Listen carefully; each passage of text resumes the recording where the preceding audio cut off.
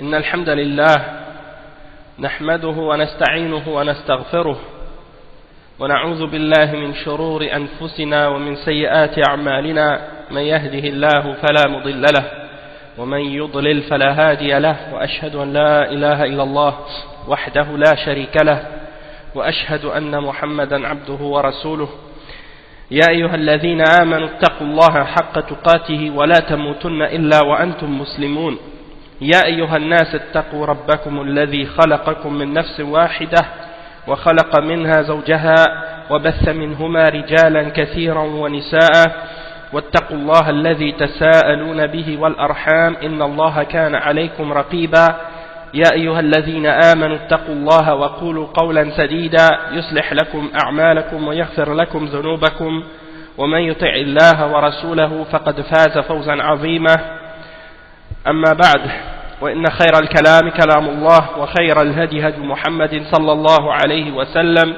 وإن شر الأمور محدثاتها وكل محدثة بدعة وكل بدعة ضلالة وكل ضلالة في النار أما بعد.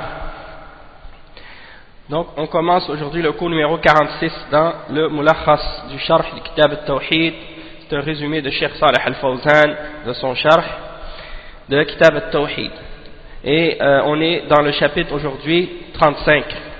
C'est l'explication d'un chapitre qui parle au sujet de l'endurance, de la patience face à ce que Allah subhanahu wa ta'ala nous a prédestiné. Donc lorsque Allah subhanahu wa ta'ala nous a prédestiné certaines choses qui sont parfois des épreuves dans notre vie, qui sont des choses qui sont difficiles, eh bien il faut faire preuve de patience et d'endurance face à ces épreuves-là. Il ne faut pas réagir comme réagissent les kuffars qui s'opposent ou s'objectent à la prédestination d'Allah subhanahu wa ta'ala.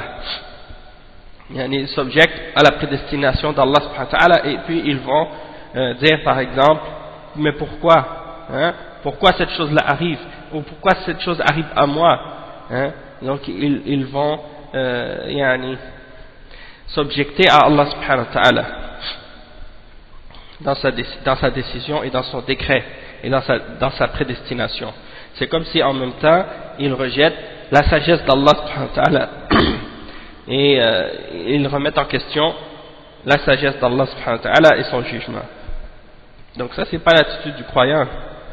Et on va lire donc, on ne doit pas se mettre en colère et on ne doit pas s'objecter et on ne doit pas réagir d'une manière qui montre que on est insatisfait du décret d'Allah subhanahu wa ta'ala. Ça c'est très important, ça fait partie de la foi du croyant en la prédestination. Donc on va parler de cet aspect-là. Et c'est certain que dans toutes ces questions dont on a parlé, que ce soit la crainte, que ce soit l'amour, que ce soit l'espoir, que ce soit le fait de se sentir à l'abri du stratagème d'Allah subhanahu wa ta'ala, ou de perdre l'espoir en la miséricorde d'Allah subhanahu wa ta'ala, ou bien les questions qui ont rapport avec également le qadar et l'endurance, le fait d'avoir un sabr, parce que sabr c'est une forme d'adoration aussi. Tous ces sujets-là sont interreliés entre eux, puisque ce sont différentes formes d'adoration, et elles sont en particulier des adorations du cœur. Donc elles sont toutes interreliées et elles ont toutes une grande importance, même que at-tawakkul, le fait de mettre notre confiance en Allah subhanahu wa ta'ala seul. Tout ça sont des choses qui ont des grandes importances par rapport à notre aqidah, par rapport à notre croyance, par rapport à notre iman. Donc Inch'Allah on va donc commencer à lire. Le cheikh il dit babun min al-iman billahi as-sabru ala aqdarillah. Donc c'est un chapitre qui parle au sujet du fait que parmi les choses qui font partie de la foi, il y a le fait de faire preuve de patience et d'endurance face à ce que Allah subhanahu wa ta'ala a prédestiné pour nous. Et le premier verset que le cheikh mentionne, c'est le verset 11 dans Surat At-Taghabun, le verset 11 qui dit wa qawluhu ta'ala وَمَنْ يُؤْمِنْ بِاللَّهِ يَهْدِ قَلْبَهُ. Celui qui croit en Allah subhanahu wa ta'ala, Allah subhanahu wa ta'ala guide son cœur. Donc le verset 11 dans Surat At-Taghabun qui mentionne ce point-là qui est très important, et on voit le contexte dans lequel le verset est mentionné, juste dans le même verset, mais la partie qui est juste avant cette partie-là. Allah subhanahu wa ta'ala, il dit dans le verset 11, Ma asaba min musibatin illa bi iznillah, wa man yu'min billahi yahdi qalbah, wallahu bi kulli shay'in alim. C'est-à-dire, nul malheur n'atteint l'homme que par la permission d'Allah. Et quiconque croit en Allah, Allah guide son cœur. Wa man yu'min billahi yahdi qalbah. Regardez le fiqh de l'imam Muhammad ibn Abdul Wahhab, comment il présente les preuves et les arguments. Si quelqu'un se base uniquement sur la traduction du livre ici, il ne va pas comprendre. Il ne va pas comprendre ce verset, pourquoi le cheikh l'a mentionné comme ça. Parce que le cheikh il n'a pas mentionné la partie où il y a la mention de la patience ou le fait d'endurer ce qu'Allah a prédestiné. Il a seulement mentionné la fin du verset qui dit « Et quiconque croit en Allah, Allah guide son cœur ». Mais si on va lire le verset au complet, dans le Coran, dans le Mus'haf, on voit à quoi le cheikh essaie de faire allusion dans ce verset-là. Et il mentionne que nul malheur n'atteint l'homme que par la permission d'Allah subhanahu wa ta'ala. Donc, ça fait partie de faire preuve de patience et d'endurance vis-à-vis de ce que Allah subhanahu wa ta'ala nous a prédestiné comme malheur ou comme chose qui nous touche dans notre vie. Et ça peut être plusieurs choses, comme le cheikh il va donner des exemples de ça, mais ça peut être la maladie, ça peut être la mort d'un proche, ça peut être un accident, ça peut être une perte dans nos biens, ça peut être une perte il y a des différentes choses dans nos biens ou dans notre personne ou dans nos proches ou ainsi de suite. Donc tout ça c'est des choses qui nous incitent à faire preuve de patience. Et lorsque quelqu'un, comme le cheikh il explique, il cite la parole de Alqama, qui est un des tabi'in, Alqama qui dit قال علقمة هو الرجل تصيبه المصيبة فيعلم أنها من عند الله فيرضى ويسلم. Subhanallah. Donc qu'est-ce qu'il dit? Le cheikh il mentionne les paroles de l'imam de Alqama. Alqama qui dit quoi? Qui dit, ce verset c'est au sujet de l'homme qui est atteint par un malheur et qui sait que ce malheur vient d'Allah subhanahu wa ta'ala, alors il en est satisfait et il se soumet à Allah subhanahu wa ta'ala. Il se soumet à Allah et à ce verdict, et à ce décret d'Allah subhanahu wa ta'ala. Subhanallah. Donc ça c'est un exemple. C'est un exemple de l'explication par rapport à ce verset-là. Ça nous explique comment on doit le comprendre. Et Allah subhanahu wa ta'ala dit, et quiconque croit en Allah, c'est-à-dire qui croit en Allah subhanahu wa ta'ala dans le sens qu'il reconnaît que ce qui lui arrive, ça vient d'Allah subhanahu wa ta'ala et ça vient de ce que Allah subhanahu wa ta'ala a prédestiné pour le serviteur, alors à cause de cette foi en al-qadar et à cause de sa conviction en ce sujet-là, eh bien Allah subhanahu wa ta'ala guide son cœur, il met la guidance dans son cœur. Donc c'est une des preuves que la foi, eh bien, une des conséquences de la foi, c'est qu'elle amène la guidance. Le fait que plus tu as la foi, plus Allah te guide. Et c'est pour ça que les ulama ils clarifient souvent le point que la guidance, elle a des causes. Et l'égarement, elle a des causes. Donc si tu veux être guidé, eh bien fais les causes et prends les moyens pour être guidé.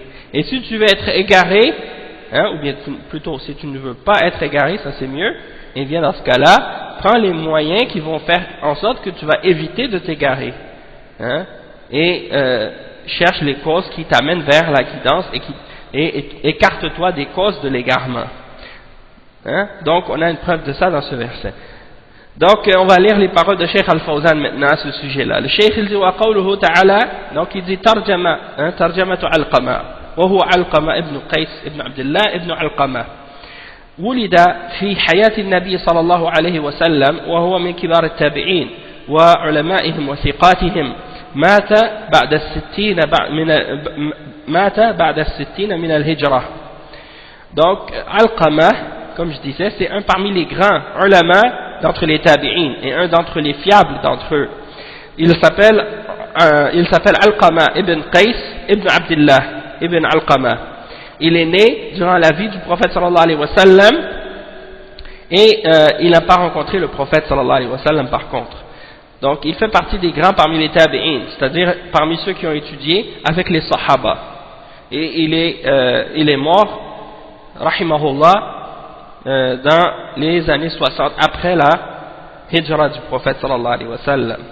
Il est mort après l'an 60 de la hijra du prophète sallallahu alayhi wa sallam. Munasabatul bab li kitab at-tawhid. Yani, pour quelle raison on mentionne ce verset et cette parole de Alqama dans Kitab al-Tawhid. Le Cheikh il dit أراد المصنف بهذا الباب بيان وجوب الصبر على الأقدار وتحريم التسخط منها لأن ذلك ينافي كمال التوحيد. Donc le Cheikh explique que l'auteur, le Cheikh Mohammed ibn Abdul Wahhab, a voulu par ce chapitre clarifier l'obligation de faire preuve d'endurance et de patience face à ce que Allah subhanahu wa ta'ala a prédestiné. Et il a voulu également expliquer l'interdiction de se fâcher contre ce que Allah a prédestiné pour nous, parce que cela vient en opposition avec la perfection du tawhid. Et on voit souvent dans les paroles des kuffars et des mushrikins, dans leurs poèmes et dans les poèmes de leurs philosophes, ou même dans les poèmes des mushrikins, et dans leurs paroles et dans leurs histoires, des exemples de paroles de personnes qui s'objectent à Allah subhanahu wa ta'ala et qui critiquent Allah subhanahu wa ta'ala dans ce qu'il a prédestiné, ou bien qui insultent Allah subhanahu wa ta'ala pour qu'est-ce que Allah subhanahu wa ta'ala a prédestiné, parce que ils ont par exemple perdu la personne qu'ils aimaient, ou bien ils ont eu un accident ou quelque chose de ce genre. Au lieu d'accepter le décret d'Allah et la prédestination et de faire preuve d'endurance et d'avoir de la foi, eh bien au lieu de ça ils insultent Allah subhanahu wa ta'ala, ils s'objectent à son décret, ils se mettent en colère, comme si le fait de se mettre en colère allait changer quelque chose à ce que Allah a prédestiné, et ça ne rajoute rien d'autre à leur sort. Ça de se mettre en colère et de s'objecter à la prédestination, ça ne rajoute rien, ça ne leur ajoute rien et ça ne leur enlève rien de leur malheur ou de leur mal qui leur est arrivé, et ça leur ajoute rien de mieux, puisque ça ne fait qu'au contraire augmenter leur châtiment, augmenter leur malheur, de se mettre dans cet état-là et d'insulter leur créateur pour ces choses-là.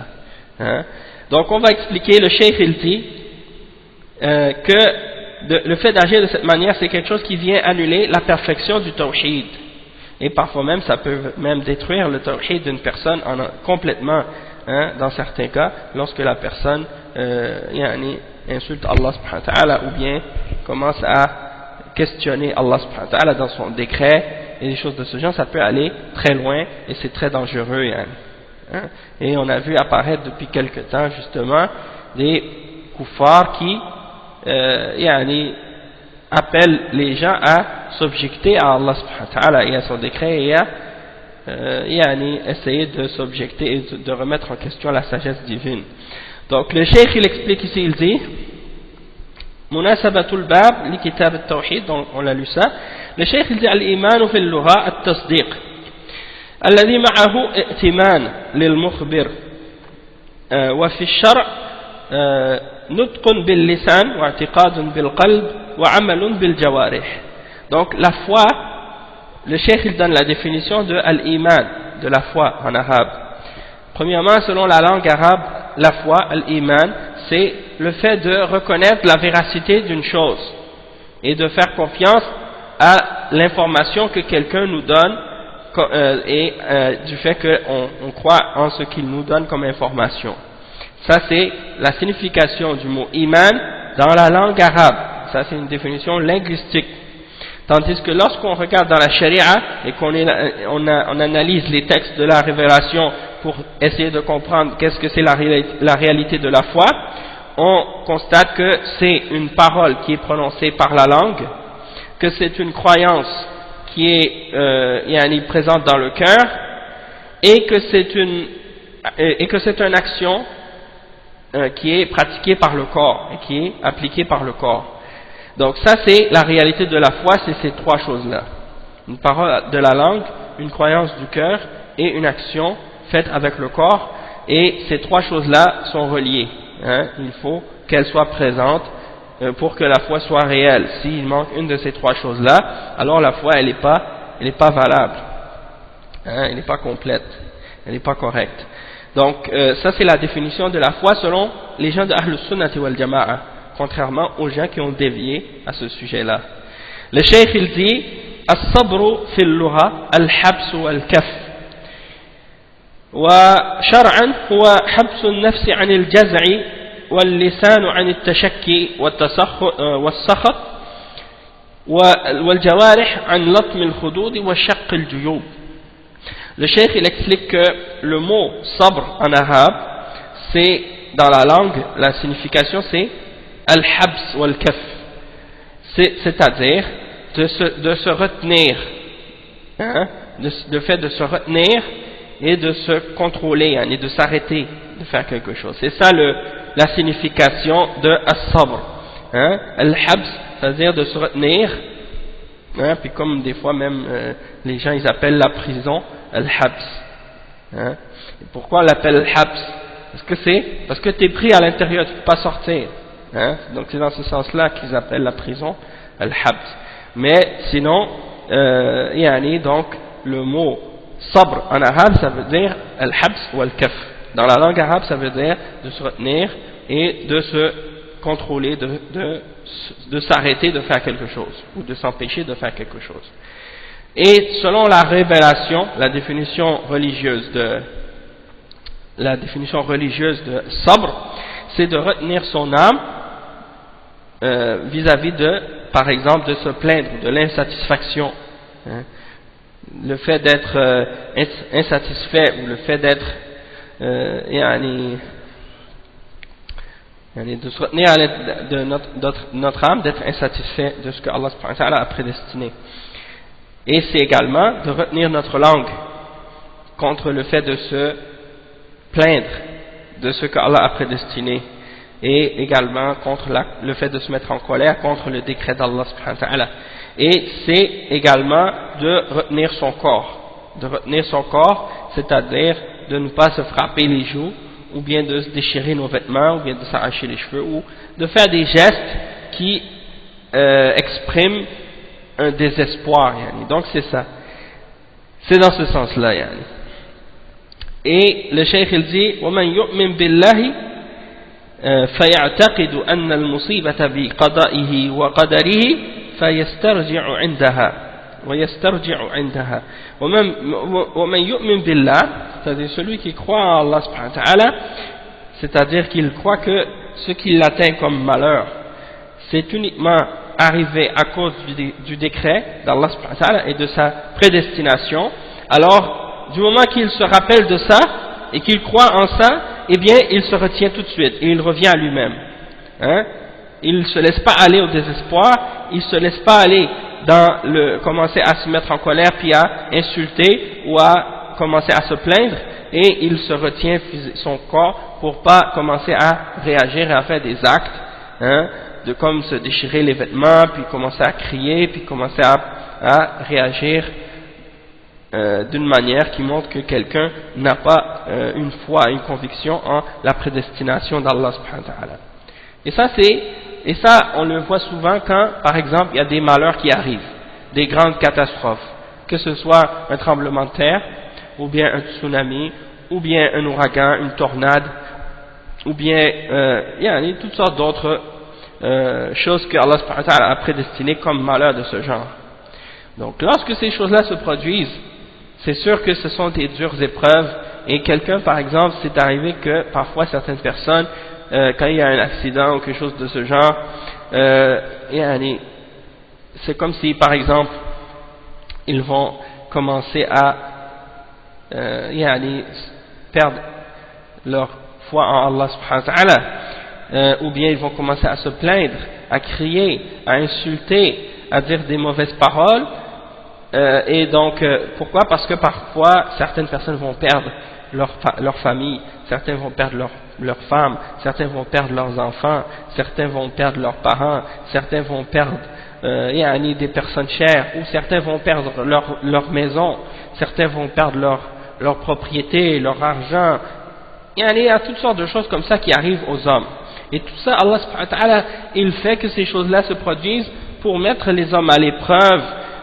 Si ce sont des mu'minines, ils sont expiés dans leurs péchés pour ces choses-là. Et si ce sont des kuffars, eh bien c'est une punition pour eux dans cette dunya avant l'akhirah. Donc ça c'est des exemples. Donc tout ça c'est important de bien le comprendre. Juste un instant.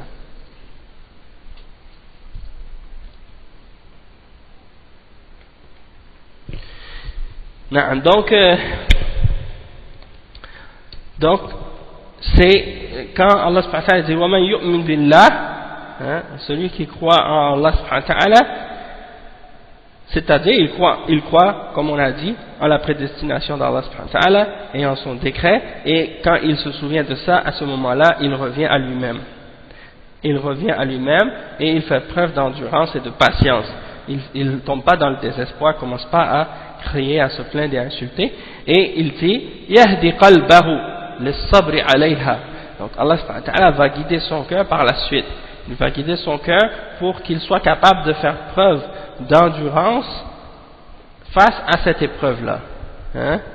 Donc ça c'est vraiment une des grands aspects de l'islam, qui montre en réalité la sagesse divine d'Allah subhanahu wa ta'ala, puisque le croyant, lorsqu'il est convaincu en Allah subhanahu wa ta'ala, il a foi en Allah, et il est convaincu que tout ce qui arrive c'est uniquement par le décret d'Allah subhanahu wa ta'ala, et que cette vie d'ici-bas c'est uniquement un test et une épreuve, et que la vie n'est pas, on va pas être éternellement sur cette terre, qu'on doit tous mourir, et que on n'est pas ici pour vivre pour toujours, et que Allah subhanahu wa ta'ala peut nous faire mourir n'importe quel instant, n'importe quel moment et n'importe quelle façon aussi. Personne d'entre nous ne sait quand il va mourir, ni comment il va mourir non plus. Donc que ce soit par le fait de quelqu'un que par exemple il se fait tuer, ou bien quelqu'un qui meurt dans un accident, ou bien que ce soit dans un tremblement de terre ou un feu ou la noyade ou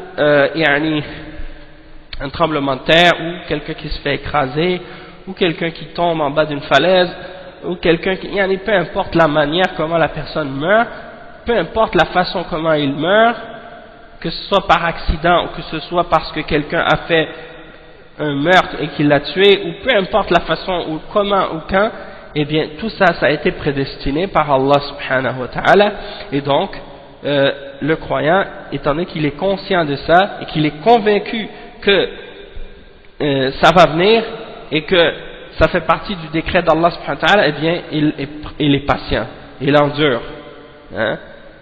Si Allah subhanahu wa ta'ala a prédestiné que tu dois perdre tout ce que tu possèdes, ta richesse, ton argent, tes biens, ta maison, ta femme, tes enfants, tes parents, tout ce que tu as de plus cher au monde, que tu dois le perdre, eh bien Allah subhanahu wa ta'ala, s'il veut, il te l'enlève sur le champ. Il prend qu'est-ce qu'il veut et il t'enlève qu'est-ce qu'il veut. Et il donne à qui il veut, qu'est-ce qu'il veut, quand il veut, comme il veut.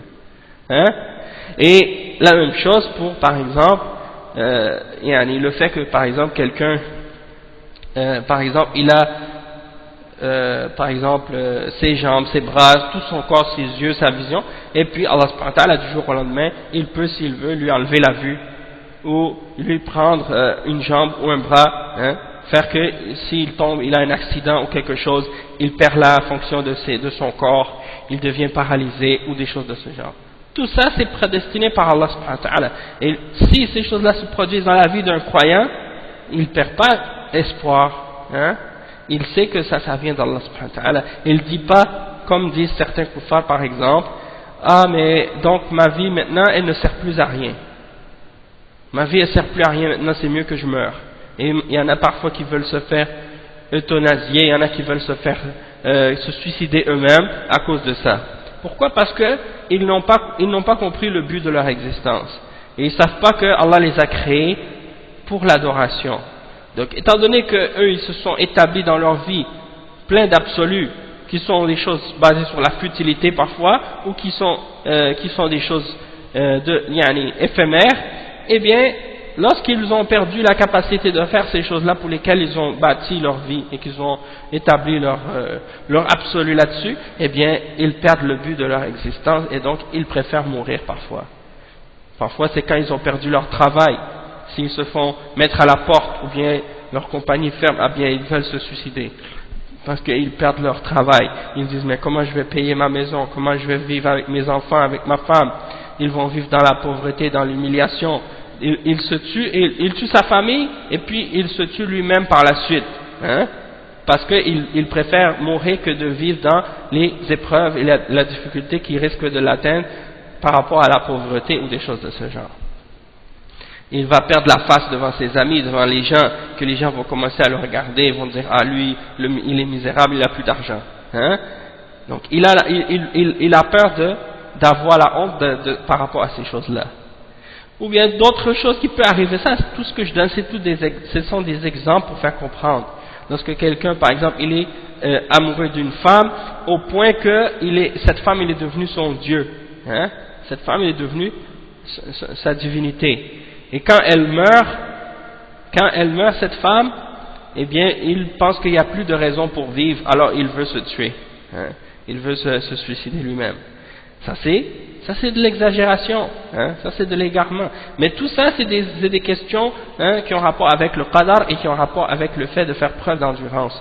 Si le croyant il croit en Allah et il sait que ces choses-là, quand ça se produit, que c'est prédestiné et que c'est Allah subhanahu wa ta'ala qui l'a décrété, eh bien Allah subhanahu wa ta'ala il donne des récompenses au croyant pour sa patience et son endurance, et en plus il lui pardonne de ses péchés, hein, et il lui efface de ses fautes et de ses erreurs à cause de ça, parce qu'il fait preuve de patience. Donc le cheikh il dit à propos de la parole de Alqama, il dit wa huwa rajul tusibuhu al-musiba faya'lamu annaha min 'indillahi fayarda wa yusallim. Donc c'est l'homme qui est atteint par un malheur et il sait que ce malheur il a été prédestiné par Allah subhanahu wa ta'ala. Alors il fait preuve de patience et d'endurance et il se soumet au décret d'Allah subhanahu wa ta'ala. Hein? Donc ça c'est pour expliquer le verset qu'on a lu auparavant. Le cheikh il dit donc هذا تفسير للإيمان المذكور في الآية. Donc ça c'est pour interpréter, pour expliquer qu'est-ce que signifie la foi en question qui est mentionnée dans le verset 11 de sourate At-Taghabun. المعنى الإجمالي للآية يخبر تعالى أن من أصابته مصيبة فعلم أنها من قدر الله فصبر واحتسب واستسلم لقضاء الله هدى الله قلبه وعوضه عما فاته من الدنيا هدى في قلبه ويقينا صادقا ويخلف عليه ما أخذ منه أو خيرا منه. Donc le cheikh il explique que la signification du verset de façon générale c'est que Allah subhanahu wa ta'ala il nous informe que celui qui a été atteint par un malheur et qu'il a su que ça fait partie de ce que Allah a prédestiné pour lui et qu'il fait preuve de patience et d'endurance et qu'il sait qu'il aura une récompense d'Allah subhanahu wa ta'ala pour ça, eh bien lorsqu'il se soumet au décret d'Allah subhanahu wa ta'ala, Allah guide son cœur et il lui remplace ce qu'il a perdu dans la dunya par de la guidance dans son cœur et par de la conviction et de la certitude, hein, et de la sincérité et de la véracité. Et il se peut même que Allah subhanahu wa ta'ala lui remplace ce qu'il lui a pris par quelque chose de meilleur encore. Hein, il se peut que Allah subhanahu wa ta'ala lui remplace ce qu'il lui a pris par quelque chose de meilleur encore. Hein, il y a des exemples de ça dans les hadiths, hein, du prophète sallallahu alayhi wa sallam qui mentionne justement comment dans certaines occasions, parfois, lorsque quelqu'un a été éprouvé par un malheur quelconque, les gens ont fait preuve de patience et d'endurance et à cause de ça, Allah subhanahu wa ta'ala leur a remplacé cette chose qu'ils ont perdue par quelque chose de meilleur. Il y a un hadith à ce sujet justement qui est mentionné dans un des livres de hadith. Si je pourrais le trouver, j'aurais vraiment aimé. Inch'Allah, on va essayer de voir si on peut le trouver rapidement. Inch'Allah, sinon, bien, c'est pas grave. Sinon, celui qui veut avoir par exemple plus d'exemples de ça, il peut retourner au livre Riyad al-Salihin. Et dans le chapitre qui parle de la sabr, de la patience et de l'endurance, il y a plein d'exemples qui sont mentionnés comme hadith à ce sujet-là, qui montrent justement l'importance de cette forme d'adoration-là. Et le hadith dont je voulais parler, c'est le hadith qui est rapporté selon Muslim. Le hadith qui est rapporté selon Muslim. Et c'est un hadith qui dit, donc je vais le lire en français, Anas a rapporté, selon Anas, qu'il a rapporté que Abu Talha avait un fils et qu'il était très malade. Et un jour, Talha était absent et cet enfant rendit l'âme à son retour et il demanda à son épouse comment va mon fils. Son épouse lui répondit, il est calme, comme jamais auparavant. Elle lui présenta ensuite le dîner qu'il prit avant d'avoir des rapports charnels avec elle. C'est après qu'elle l'informa du décès et de l'enterrement de leur enfant. Le lendemain, Abu Talha alla voir le prophète sallallahu alayhi wa sallam et le mit au courant de ce qui s'était passé. Et le messager d'Allah sallallahu alayhi wa sallam lui dit, avez-vous eu des rapports conjugaux cette nuit? Oui, répondit Abu Talha. Le prophète sallallahu alayhi wa sallam dit alors, mon Dieu bénit cette relation. Et la femme d'Abu Talha mit ensuite au monde un garçon. Abu Talha me demanda alors de l'apporter au prophète sallallahu alayhi wa sallam avec quelques dates, et le prophète sallallahu alayhi wa sallam prit l'enfant et me demanda, a-t-il quelque chose avec lui? Il dit oui, des dates. Il en prit une, la mastiqua et frotta la bouche de l'enfant avant de lui donner le prénom de Abdullah, accepté à l'unanimité dans une version appartenant à Al-Bukhari.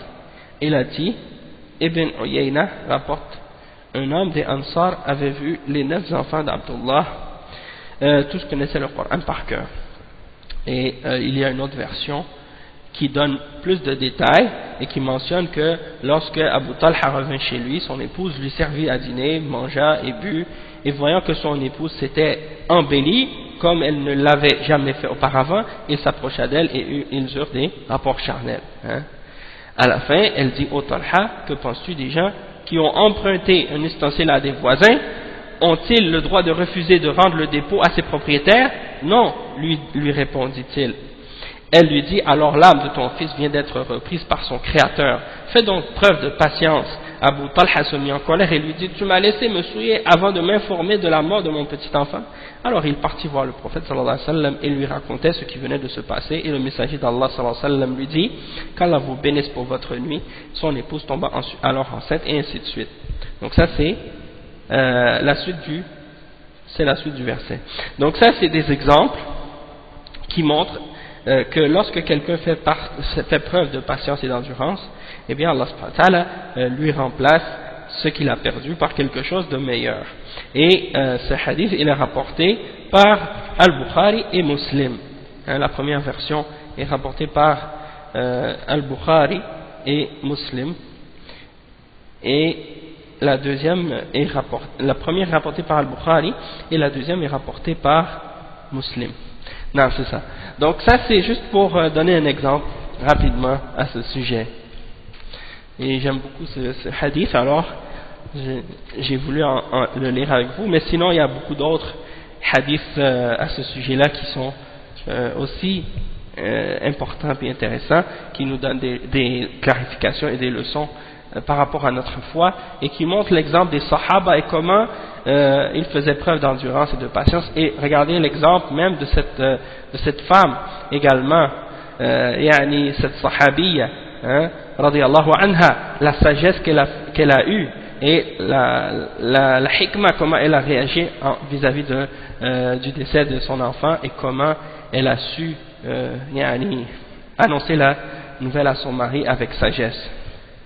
Donc tout ça c'est des exemples. Après le cheikh il dit, مناسبة الآية للباب أن فيها دليلا على فضيلة الصبر على أقدار الله المؤلمة. L'occasion de la mention de ce verset dans ce chapitre de Kitab al-Tawhid, c'est qu'il y a dedans la preuve, il y a la preuve qu'il y a un grand mérite dans le fait de faire preuve de patience face aux épreuves que Allah subhanahu wa ta'ala nous a prédestinées et qui sont douloureuses parfois. وما يستفاد من الآية أولا فضيلة الصبر على أقدار الله المؤلمة كالمصائب.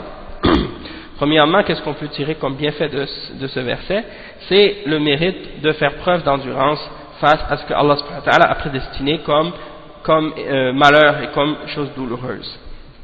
Je ne sais pas si vous avez regardé dernièrement qu'est-ce qui s'est passé aux États-Unis, mais il y a eu une série de tornades, mais des tornades incroyables qui ont détruit des grandes parties de plusieurs villes américaines, et c'est des tornades qui venaient les unes après les autres, qui sillonnaient les différentes villes et tout, qui détruisaient tout sur leur passage.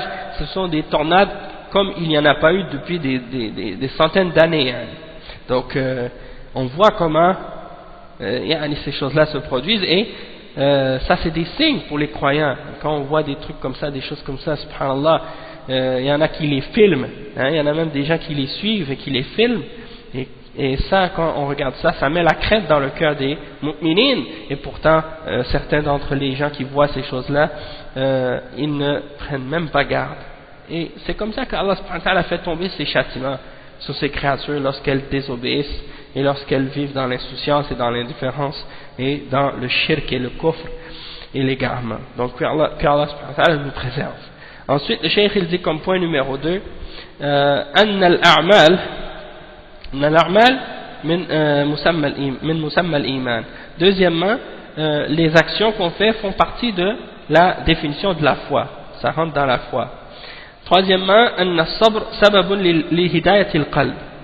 Troisièmement, il y a le fait que l'endurance et la patience sont des causes pour la guidance du cœur. Quatrièmement, أن الهداية من ثواب الصابر. Quatrièmement, il y a la preuve que la guidance fait partie des récompenses de la personne qui est endurante. Donc, comme j'expliquais au tout début. Maintenant, le point numéro, le deuxième hadith, ou bien le premier hadith qui est mentionné dans le chapitre, في صحيح مسلم عن أبي هريرة رضي الله عنه أن رسول الله صلى الله عليه وسلم قال: اثنتان في الناس هما بهم كفر الطعن في النسب والنياحة على الميت. Donc l'imam Muslim rahimahullah, il mentionne, il rapporte dans son sahih selon Abi Huraira radiyallahu anhu que le messager d'Allah sallallahu alayhi wa sallam a dit: il y a deux choses ou deux caractéristiques qui sont une forme de mécréance chez les hommes. Il y a deux caractéristiques qui sont des manifestations de mécréance, qui sont une forme de kufr. La première, c'est at-ta'nu fi an-nasab, c'est-à-dire d'insulter ou de parler contre l'origine de quelqu'un, d'insulter quelqu'un par rapport à son origine. Et la deuxième, c'est an-niyahatu ala al-mayyit, c'est-à-dire de se lamenter sur les morts, de faire des lamentations sur les morts, et ça implique aussi beaucoup d'autres choses. On va expliquer aussi par la suite qu'est-ce que ça peut signifier aussi. هما أي الاثنتان بهم كفر أي هاتان الخصلتان كفر قائم بالناس حيث كانتا من أعمال الكفار. Donc ce sont deux choses parmi les caractéristiques qui existent chez des gens qui sont des manifestations de kufr. C'est-à-dire que ce sont des caractéristiques de kufr qui existent chez les gens qui font partie des actions des kuffars, qui font partie des actions des kuffars. Et ça ne veut pas dire que la personne qui le fait, il est kafir. Ça ne veut pas dire que la personne qui le fait, qu'il est kafir et qu'il sort de l'islam. Ça veut seulement dire que la personne qui le fait, elle a commis un grand péché parce que ces actions-là sont les actions des kuffars. Sont les actions des kuffars. Okay? Les kuffars, eux, quand ils font ces actions-là, ils le font à cause de leur kufr. Tandis que si un musulman le fait, eh bien, il ne le fait pas à cause de son kufr. Il le fait à cause de sa faiblesse de sa foi, parce qu'il a une faiblesse dans sa foi, ou bien parce qu'il a un péché.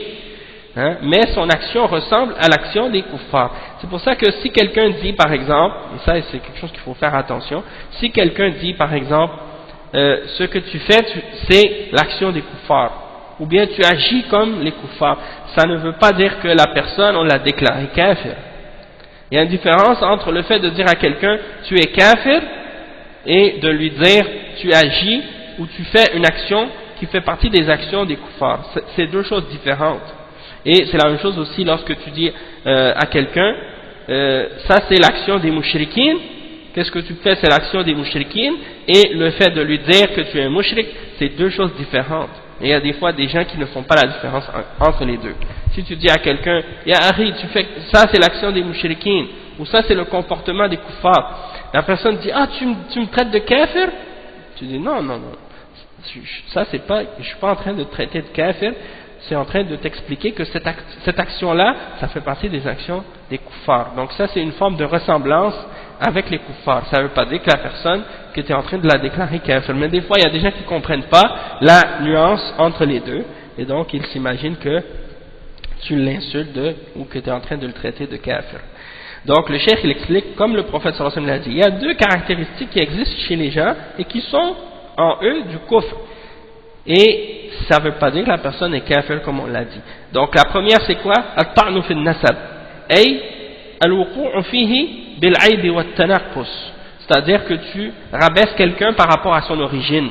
Hein, que tu l'insultes par rapport à son origine, tu essaies de le rabaisser parce qu'il est de tel ou de tel pays, de telle ou de telle origine, de telle ou de telle famille, de telle ou de telle tribu, hein, de telle ou de telle région, hein, de telle ou de telle langue, de telle ou de telle couleur, tu veux le rabaisser à cause de ça.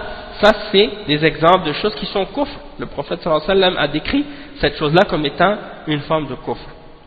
Et la deuxième caractéristique c'est an-niyahatu ala al-mayyit. An-niyahatu ala al-mayyit ay raf'u as-sawti bin-nadbi wat-ta'didi raf'u as-sawti bin-nadbi بتعديد شمائله لما فيه أو لما في ذلك من التسخط على القدر. Le cheikh il explique que an-niyaha ala al-mayyit c'est d'énumérer les belles qualités de la personne en élevant sa voix, hein, en élevant sa voix, puis donc ça c'est une des manifestations de an-niyaha. Hein? Et ça peut être aussi d'autres choses comme j'ai mentionné, le fait de faire des lamentations pour le mort, mais aussi le fait de, comme par exemple, d'élever la voix puis de mentionner la personne, comment elle était, ah cette personne-là était bonne, ah elle faisait ci, elle faisait ça, elle aidait les pauvres, elle faisait beaucoup de bien, ça fait partie de niyaha ala al-mayyit, ça fait partie des caractéristiques de la jahiliya, ça fait aussi partie de la caractéristique de la jahiliya, comme on va le voir dans le hadith suivant. Ensuite, le cheikh il dit donc que pourquoi c'est quelque chose de mauvais de an-niyaha ala al-mayyit, d'élever la voix et de se lamenter ou bien d'énumérer les qualités de la personne qui est morte ou des choses de ce genre, parce qu'il y a là-dedans une chose qui exprime le fait que quelqu'un n'est pas satisfait, il est en colère contre le décret d'Allah et contre sa prédestination.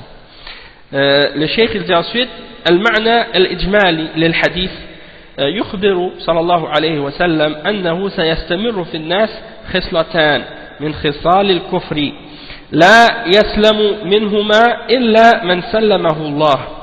Donc il y a la signification générale de ce hadith, c'est que le prophète sallallahu alayhi wa sallam nous informe qu'il y a chez les gens deux caractéristiques parmi les caractéristiques du kufr et qu'elles vont demeurer présentes parmi les gens et que personne n'en sera épargné excepté celui pour qui Allah subhanahu wa ta'ala l'en a épargné, excepté celui pour qui Allah l'en a épargné.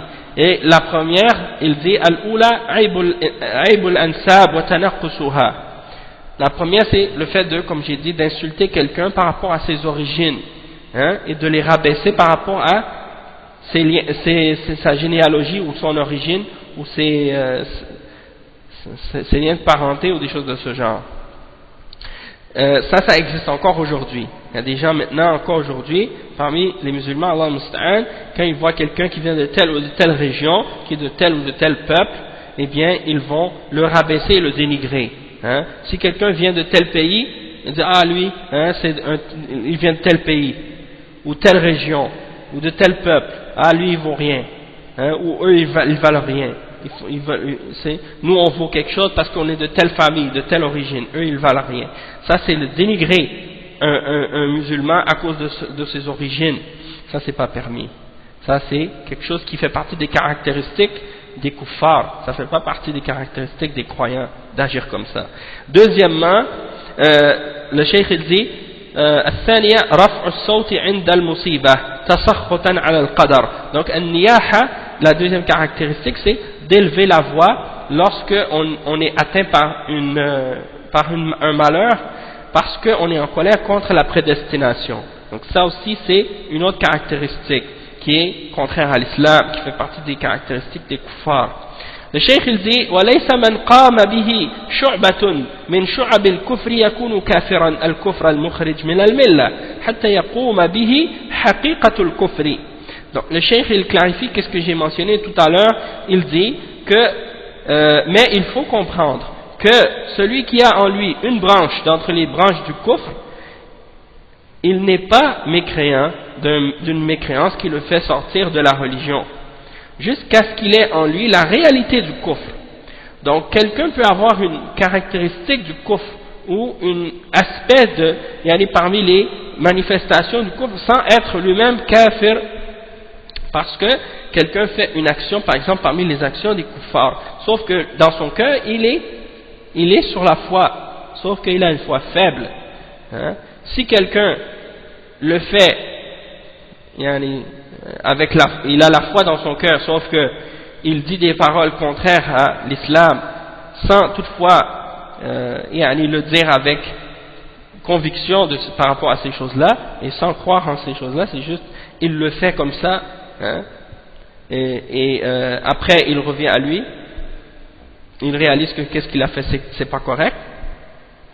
Donc ça c'est pas quelqu'un qui a quitté l'islam. Mais si quelqu'un réellement, comme les kuffars et les mushrikines, se mettent à insulter Allah subhanahu wa ta'ala, ou bien se mettent à, par exemple, rejeter le qadar, rejeter la prédestination d'Allah subhanahu wa ta'ala, insulter le qadar, ou commencer à s'objecter au décret d'Allah et se mettre en colère contre le décret d'Allah, eh bien ça c'est, s'il a vraiment ça dans son cœur et qu'il déteste ce qu'Allah a prédestiné et qu'il se met en colère contre Allah, dans ce cas-là c'est pas un croyant, hein? Donc le cheikh il explique, il dit مناسبة الحديث للباب أن فيه دليلا على تحريم النياحة لما فيها من التسخط على القدر وعدم الصبر. Donc le cheikh il explique que en quelle occasion donc on a mentionné ce hadith dans ce chapitre. Le cheikh il dit que parce qu'il y a dedans la preuve de l'interdiction de se lamenter d'une manière qui indique qu'on est en colère contre la prédestination. Pourquoi? Parce que c'est quelque chose qui indique qu'on n'a pas de patience et qu'on se met en colère contre la prédestination. Donc an-niyaha c'est quelque chose qui est interdit, et donc ça prouve qu'on n'a pas de patience, et c'est pour ça qu'il est mentionné dans ce chapitre. Qu'est-ce qu'on peut tirer de ce hadith comme point bénéfique? ما يستفاد من الحديث أولا تحريم النياحة وأنها من خصال الكفر ومن الكبائر. Donc premièrement, qu'est-ce qu'on peut tirer de ce hadith comme point bénéfique? C'est que Allah subhanahu wa ta'ala et le prophète sallallahu alayhi wa sallam ont interdit an-niyaha, c'est-à-dire, comme j'ai dit, de se lamenter lorsqu'il y a un malheur, hein. Deuxièmement, وجوب الصبر لأنه إذا حرمت النياحة دل على وجوب ضدها وهو الصبر.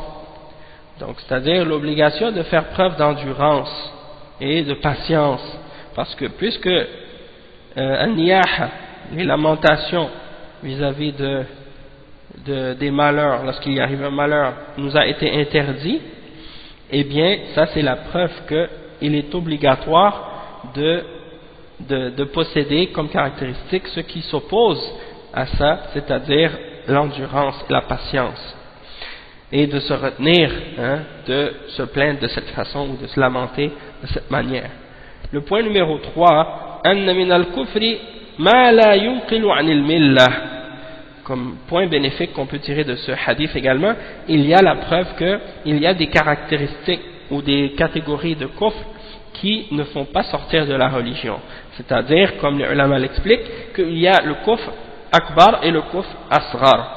Il y a un kufr majeur et il y a le kufr mineur. Donc, comme aussi certains ulama le mentionnent parfois, kufrun duna kufr, c'est-à-dire un kufr mais qui est moindre que le kufr qui fait sortir de l'islam. Donc il y a des degrés de mécréance, et ce n'est pas toutes les formes de mécréance qui fait sortir de la religion. Certains savants parfois aussi, ils le divisent en deux autres catégories. Ils vont dire al-kufr al-amali et al-kufr al-qalbi, le kufr dans les actions et le kufr dans le cœur. Donc ça c'est aussi une autre clarification ou classification, mais toutefois qui est parfois moins précise, mais sinon c'est une distinction ou une classification qui a été employée par plusieurs grands ulama. Ensuite le cheikh il dit comme point numéro 4, tahrimu at-ta'n fi al-ansabi wa tanaqqusiha, l'interdiction aussi d'insulter les gens et de rabaisser les gens dans leur lien de parenté ou dans leur origine ou dans leur généalogie ou dans leur donc des choses de ce genre. Ça c'est interdit aussi et ça fait partie des caractéristiques qui ont été décrites comme étant kufr. Ensuite un autre hadith qui est mentionné selon Al-Bukhari et Muslim, ولهما عن ابن مسعود رضي الله عنهما رضي الله عنه مرفوعا ليس منا من ضرب الخدود وشق الجيوب ودعا بدعوى الجاهلية. ليس منا من ضرب الخدود وشق الجيوب ودعا بدعوى الجاهلية. Donc dans ce hadith il est rapporté que Abdullah ibn Mas'ud radiyallahu anhu il dit que le prophète sallallahu alayhi wa sallam a dit, il n'est pas des nôtres celui qui frappe ses joues et qui déchire ses vêtements dans le col, par le col, et qui appelle à l'invitation ou qui invite à l'appel de la jahiliya, Et le cheikh explique, donc, il dit laysa minna hada min bab al-wa'id la yanbaghi ta'wiluhu. Donc le cheikh il dit quand le prophète sallallahu alayhi wa sallam nous dit il n'est pas des nôtres, ça fait partie de la menace. Et tous les textes qui parlent d'une menace, il ne faut pas essayer de l'interpréter. En principe, on doit le laisser tel quel. Il faut le laisser tel quel. Pourquoi? Il faut le laisser tel quel parce que lorsqu'on le laisse tel quel, c'est là que ça amène le résultat voulu. C'est-à-dire de faire en sorte qu'on s'éloigne, et qu'on s'éloigne et qu'on essaie d'éviter ces caractéristiques-là. Parce que si on essaie de les interpréter et de les expliquer, eh bien, souvent, qu'est-ce qui arrive comme résultat, c'est que on leur donne pas l'importance aussi grande. Et parfois, on va peut-être prendre les choses plus à la légère. Mais sinon, c'est bien connu que les hadiths qui mentionnent des menaces, il y a une façon de les comprendre selon les principes de Ahlus Sunnati wal Jama'a, et c'est de la façon, qui fait en sorte qu'on reste dans le juste milieu par rapport à ces textes-là, et puis donc on en a parlé dans d'autres contextes, mais on peut le mentionner aussi, c'est dans le sens que lorsque quelqu'un commet ce péché-là, donc il est sous cette menace d'Allah qui est mentionné dans le hadith ou dans le verset. D'accord? Et donc il mérite ce châtiment-là s'il a ce péché-là. Toutefois, il se peut que si la personne meurt en ayant commis ce péché-là, que la personne soit pardonnée par Allah subhanahu wa ta'ala et que ce péché-là soit expié par rapport à d'autres bonnes œuvres qu'il a faites ou à cause de d'autres causes aussi qui peuvent exister. Mais il faut juste quand on le mentionne, on ne doit pas l'expliquer comme le cheikh dit. Pourquoi? Pour que cette menace-là ait un plus grand impact chez la personne pour qu'elle s'en écarte. وَمَنْ ضَرَبَ الْخُدُودِ, il n'est pas des nôtres celui qui frappe ses joues. خَصَّ الْخَدْ لأنه الغالب وإلا فضرب بقية الوجه مثله. Donc le cheikh il dit que de frapper les joues, ça c'est en particulier, il a mentionné les joues en particulier parce que c'est ce que les gens se frappent en général lorsqu'ils ont un malheur qui les frappe. Mais sinon, n'importe quelle partie du visage, ça rentre là-dedans. Il y a des gens qui se frappent les joues, il y en a qui se griffent le visage, il y en a qui se frappent le visage, ainsi de suite. Tout ça c'est des exemples des actions de la jahiliya, des choses qui sont interdites.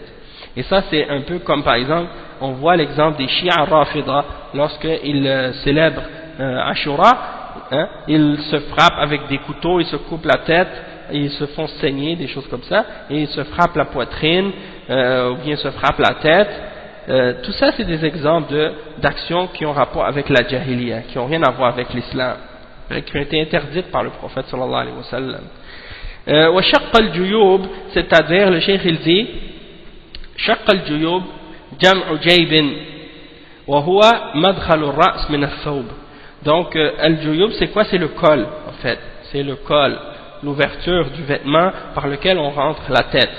C'est le pluriel de jayb, juyub, comme dans le verset qui ordonne à la femme de rabattre leur voile sur leur juyub. وَلْيَضْرِبْنَ بِخُمُرِهِنَّ عَلَى جُيُوبِهِنَّ. Juyub, c'est al-jayb, c'est l'ouverture du col. Et on l'utilise aussi, al-jayb, pour la manche maintenant aujourd'hui. Mais sinon, à l'origine, al-jayb c'est le col, c'est l'ouverture par laquelle on fait rentrer la tête dans un vêtement. Et donc c'est ça. Et il y en a des gens quand ils ont un malheur, qu'est-ce qu'ils font? Ils s'arrachent, ils se tiennent par le col puis ils déchirent leurs vêtements.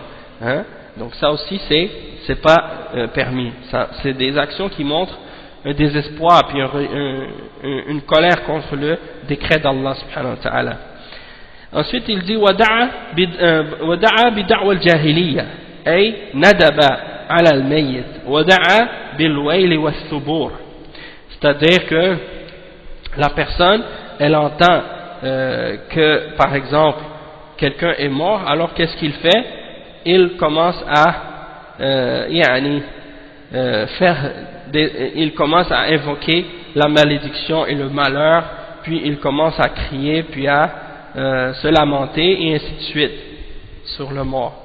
Donc ça c'est des exemples, et vous avez ça dans certains pays, et surtout même parfois dans les pays musulmans.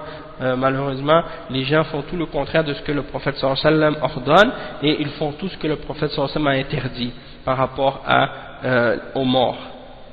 C'est comme si on dirait qu'ils se sont mis d'accord pour contredire tout ce qui est écrit dans les hadiths à ce sujet-là. Certains musulmans, c'est comme ça, Allah al-Musta'an. Donc ça c'est très stiani. Et le cheikh il dit al-ma'na al-ijmali lil-hadith أن الرسول صلى الله عليه وسلم يتوعد من فعل شيئا من هذه الأمور لأنها مشتملة على التسخط على الرب وعدم الصبر الواجب يعني والإضرار بالنفس من لطم الوجه وإتلاف المال بشق الثياب وتمزيقها والدعاء بالويل والثبور والتظلم من الله تعالى. Donc le cheikh explique que le sens général de ce hadith, c'est que le messager d'Allah sallallahu alayhi wa sallam, il menace toute personne qui fait une de ces choses qu'on a mentionnées. Pourquoi? Parce qu'elle indique que la personne, elle se met en colère contre son Seigneur et qu'elle n'a pas d'endurance elle n'a pas l'endurance qui est obligatoire d'avoir pour un croyant. Et elle se fait du tort à elle-même en se frappant le visage ou en détruisant le bien qu'elle possède et en le gaspillant, comme par exemple en déchirant le col de ses vêtements ou bien elle le déchire. Eh bien, tout ça c'est des exemples.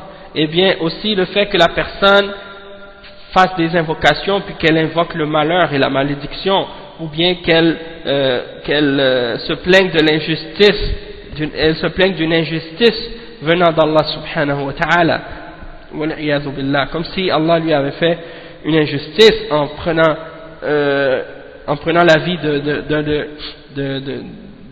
d'une des personnes qu'elle aime ou des choses de ce genre, ou en ayant fait arriver ce malheur-là sur lui. Donc ça c'est des exemples. Et le cheikh il dit ومناسبة الحديث للباب أن فيه دليلا على تحريم التسخط من قدر الله بالقول والفعل وأن ذلك من كبائر الذنوب. Donc l'occasion pour laquelle on mentionne ce hadith dans ce chapitre, c'est qu'il y a la preuve dedans qu'il est interdit de se mettre en colère contre ce que Allah a prédestiné et d'exprimer ça par des paroles ou de l'exprimer par des actions, et que ça fait partie des grands péchés. Ensuite le cheikh il mentionne les points qu'on peut tirer comme bienfait dans ce hadith. ما يستفاد من الحديث أولا تحريم التسخط من قدر الله بالقول أو الفعل وأنه من الكبائر. Donc c'est exactement ce qu'on vient de mentionner, c'est l'interdiction d'exprimer la colère vis-à-vis de la prédestination d'Allah subhanahu wa ta'ala par l'action, ou par la parole ou par l'action, et que ceci fait partie des grands péchés. Deuxièmement, deuxièmement, l'obligation de faire preuve d'endurance vis-à-vis des malheurs. Et troisièmement, لأن مخالفتهم من مقاصد الشارع الحكيم. Donc l'obligation de faire preuve il dit l'obligation plutôt de contredire les gens de la jahiliya, parce que c'est un des objectifs de la sharia. Un des objectifs de la sharia, c'est justement d'établir une distinction entre les croyants et les mushrikines et les gens de la jahiliya. Donc tout ce qui amène à contredire ou à se distinguer des mushrikines et des kuffars et des gens de la jahiliya, alors cette chose-là, elle est ordonnée par l'islam. Elle est ordonnée par l'islam, parce que c'est un des buts et un des objectifs de la révélation et de la législation divine. Ensuite le cheikh il dit وعن Anas, il mentionne un autre hadith, ou bien plutôt oui c'est ça, c'est un hadith. Il dit وعن أنس رضي الله عنه أن رسول الله صلى الله عليه وسلم قال إن عظم الجزاء مع عظم البلاء وإن الله تعالى إذا أحب قوما ابتلاهم فمن رضي فله الرضا ومن سخط فله السخط حسنه الترمذي. Donc il rapporte, le cheikh Mohammed ibn Abdul Wahhab, il rapporte ce hadith qui est rapporté selon Anas radiyallahu anhu, et c'est une parole, donc en fait c'est le prophète sallallahu alayhi wa sallam qui dit, Anas il mentionne la parole du prophète sallallahu alayhi wa sallam qui dit que la grandeur de la récompense et de la rétribution, elle correspond à la grandeur de l'épreuve. Donc la grandeur de la récompense, elle correspond à la grandeur de l'épreuve. Et lorsque Allah subhanahu wa ta'ala aime un peuple, il les éprouve. Lorsque Allah subhanahu wa ta'ala aime un peuple, alors il les éprouve. Alors celui qui est satisfait, il aura la satisfaction, et celui qui est en colère ou qui se fâche, eh bien il aura la colère. Et ça c'est rapporté par At-Tirmidhi, qui l'a déclaré Hassan. Il l'a déclaré Hassan. Et à ce sujet, justement, par rapport à ce hadith, et le verdict à son sujet, c'est qu'il est sahih avec les témoins qui viennent le renforcer. Et c'est rapporté par At-Tirmidhi, par Abu Ya'la, par Al-Barawi dans Sharh al-Sunnah, et Ibn Adid al-Kamil, et Al-Hakim, et Al-Bayhaqi dans Al-Asma al-Sifat, et pour dire finalement, il y a d'autres narrations qui viennent le supporter pour élever son degré, pour le rendre sahih. Et qu'est-ce qu'on peut dire?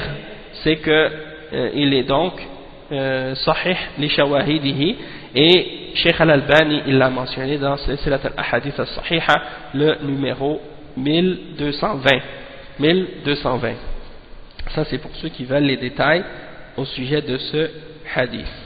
Donc qu'est-ce que ça signifie? Le cheikh il dit عظم الجزاء مع عظم البلاء بكسر العين وفتح الضاء أي من كان ابتلاؤه أعظم فجزاؤه أعظم.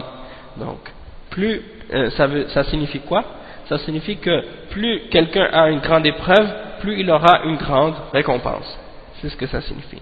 فمن رضي بما قضاه الله وقدره عليه من الابتلاء فله الرضا من الله جزاء وفاقا.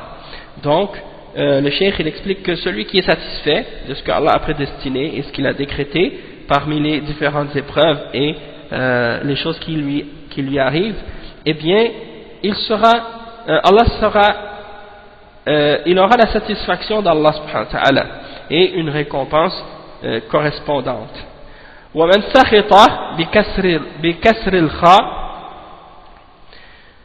والسخط الكراهية للشيء وعدم الرضا به فله السخط أي من الله عقوبة له. Donc celui qui est par contre qui est en colère qui déteste, qui n'est pas satisfait de ce qui lui arrive, alors il aura la colère comme châtiment, c'est-à-dire il aura la colère d'Allah subhanahu wa ta'ala. المعنى الإجمالي للحديث يخبر صلى الله عليه وسلم أن عظمة الأجر وكثرة الثواب مع عظم الابتلاء والامتحان الذي يجري على العبد في هذه الدنيا إذا صبر واحتسب، وأن من علامة محبة الله لعبده أن يبتليه، فإن رضي بقضاء الله وقدره عليه واحتسب الأجر والثواب وأحسن الظن بربه رضي الله عنه وأثابه، وإن تسخط قضاء الله وجزع لما أصابه سخط الله عليه وعاقبه. Qu'est-ce que ça signifie? Le sens général du hadith, c'est qu'Allah il nous informe que la grandeur de la récompense et la quantité de récompense, elle sera correspondante avec la grandeur de l'épreuve et du test qui arrive à ce serviteur dans cette dunya lorsqu'il fait preuve de patience et qu'il espère la récompense d'Allah subhanahu wa ta'ala pour cette épreuve. Et que parmi les signes de l'amour d'Allah subhanahu wa ta'ala pour son serviteur, c'est qu'il le met à l'épreuve et qu'il lui donne des difficultés.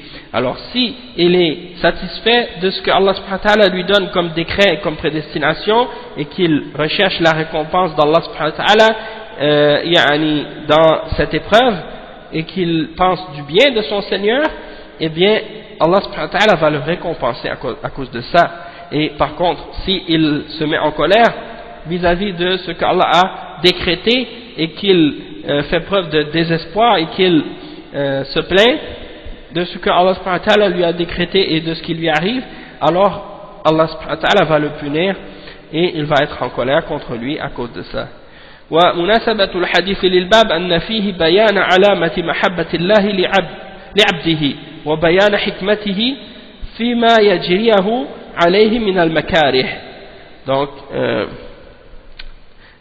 l'occasion de ce hadith par rapport à ce chapitre, c'est qu'il y a un signe de l'amour d'Allah subhanahu wa ta'ala dans ça pour son serviteur, et il y a la preuve et la clarification de la sagesse d'Allah subhanahu wa ta'ala dans ce qu'il fait arriver dans la vie de ses serviteurs comme chose déplaisante et comme difficulté. Et ça c'est très important. Non. Donc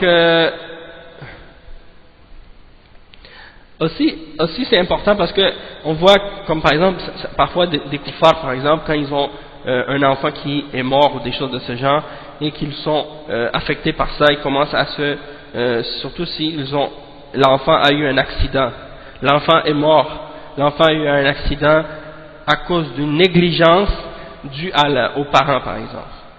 Alors là souvent les koufars c'est comme ça qu'ils vont avoir des remords et ils vont se morfondre et commencer à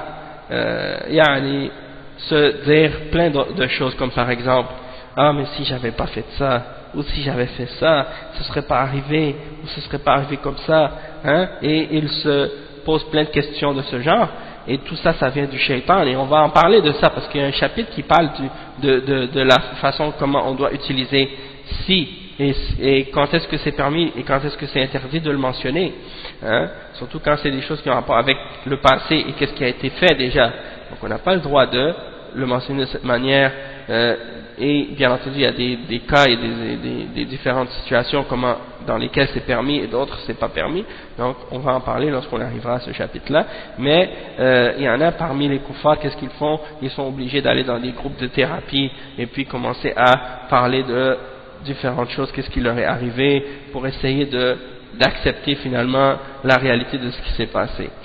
Alors tout ça, c'est des choses que le croyant, lui, il est protégé contre ça. Et il n'a pas à subir ce genre de choses-là, puisque dans son cœur, il est satisfait de la prédestination d'Allah et du décret d'Allah subhanahu wa ta'ala. Et il sait que si la chose s'est produite de cette manière, c'est parce que Allah subhanahu wa ta'ala l'a voulu, et pour une sagesse qu'il connaît, et que c'était mieux comme ça. Hein, qu'il faut toujours se dire que ce qui s'est passé de mal ou de malheur, eh bien, il y a bien une possibilité que ce soit pire que ça. Et il faut regarder les autres qui ont eu des épreuves beaucoup plus difficiles que nos épreuves à nous et qui ont passé à travers. Hein? Et aussi de se rappeler que c'est la preuve que Allah nous aime. Hein?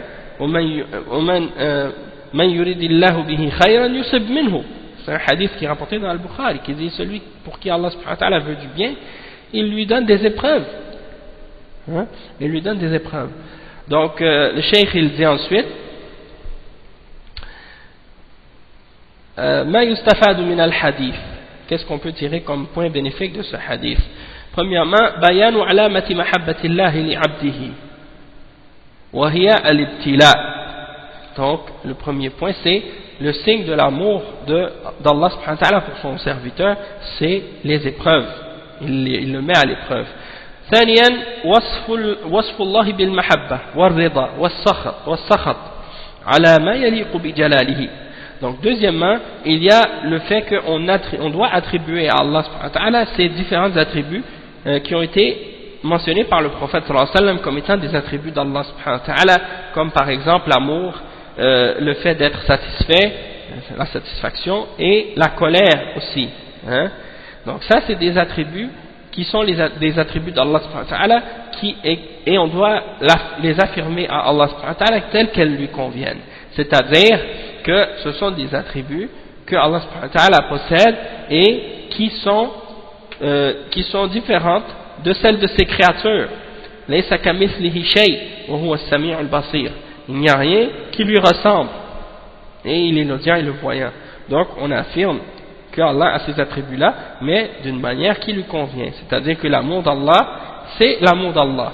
Et l'amour de la créature, c'est l'amour de la créature. La satisfaction d'Allah, c'est la satisfaction d'Allah. Et la satisfaction de la créature, c'est la satisfaction de la créature. De même que la colère d'Allah, c'est la colère d'Allah qui lui convient. Et la colère des créatures, c'est une colère qui correspond aux créatures. Et donc, il n'y a pas de comparaison entre les deux. Les attributs d'Allah sont parfaits parce que Allah est parfait, et les attributs des créatures sont des attributs des créatures, donc elles ne sont pas comparables à celles d'Allah subhanahu wa ta'ala. Hein? Et si on s'imagine une ressemblance entre les deux, ça c'est uniquement dans l'imagination de la personne, mais dans la réalité il n'y a pas cette ressemblance-là. Et donc il faut attribuer ces attributs-là comme étant réels à Allah subhanahu wa ta'ala, sauf que la réalité de l'attribut d'Allah elle est différente de la réalité de l'attribut de la créature. Et donc on affirme ces attributs-là de cette manière pour réfuter en même temps les gens de bid'a qui nient les attributs d'Allah, comme les gens de la secte des Jahmiyyah, des Mu'tazila, et de la secte des Asha'ira et des Maturidiyya, qui sont en train de plus en plus maintenant de sortir avec ces shubuhat là et qui commencent à appeler à leur secte d'égarement de plus en plus dans les sites internet, puis dans les différents forums, puis dans les différentes mosquées, commencent maintenant à sortir leurs cornes. Donc qu'Allah subhanahu wa ta'ala nous préserve de ces gens d'égarement. Ensuite, le point numéro 3, le cheikh il dit Ithbatul hikmati lillahi fi af'alihi. Également, il faut affirmer la sagesse d'Allah subhanahu wa ta'ala dans ses actions, dans les actions d'Allah subhanahu wa ta'ala, il a une sagesse, il fait les choses avec sagesse et pour une sagesse. Et ça fait partie également des choses que les Ash'ara nient. Ça fait également partie des choses que les gens de bid'a parmi les Ash'ara, ils nient la sagesse d'Allah subhanahu wa ta'ala dans ses actions. Ils disent que Allah subhanahu wa ta'ala il ne fait pas les choses pour une sagesse. Donc ça c'est une insulte, une insulte de nier la sagesse d'Allah subhanahu wa ta'ala, c'est interdit. Et c'est pour ça des fois vous allez voir par exemple de leur part des exemples de paroles absurdes et d'absurdité parce qu'ils nient la sagesse d'Allah subhanahu wa ta'ala, la sagesse divine. Donc on en reparlera Inch'Allah dans d'autres occasions. Le cheikh il dit comme point numéro 4 anna al-jaza'a min jins al-amal. Le point numéro 4 c'est que la rétribution elle est toujours correspondante à l'action, elle correspond toujours à l'action. Donc celui qui fait le bien, il aura la récompense du bien, et celui qui fait le mal, il aura la récompense du mal, et c'est une rétribution qui va correspondre à l'action, et dans son niveau, dans son degré, dans son intensité, et ainsi de suite. Il dit comme point numéro 6, et c'est le point numéro 5, pardon, al-hathu ala sabri ala al-masa'ib. Le fait d'inciter à faire preuve d'endurance face aux différents malheurs qui nous atteignent. Donc ça fait partie de ce qui est mentionné dans ce hadith. Et le point numéro 16 qui est le dernier, anna al-insan qad yakrahu shay wa huwa khayrun lahu. Le point numéro 6, et ça c'est une chose qui est très importante et qu'on oublie souvent, c'est que parfois on peut détester quelque chose alors que cette chose-là, elle est meilleure pour nous. Donc parfois, quelqu'un par exemple, il lui arrive quelque chose, il s'imagine que c'est un mal pour lui. Donc il se met en colère, il se fâche, il commence à réagir mal, il ne réalise pas que cette chose-là, c'est un bien pour lui. Donc, personne ne connaît la sagesse d'Allah subhanahu wa ta'ala, et donc c'est pour ça qu'il faut faire confiance en Allah subhanahu wa ta'ala.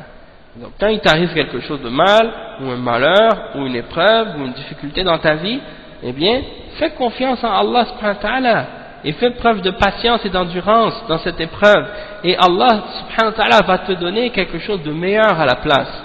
Donc rappelle-toi de ça lorsque tu es éprouvé par une difficulté et fais confiance en Allah et tu vas voir que le bien va en sortir de ça.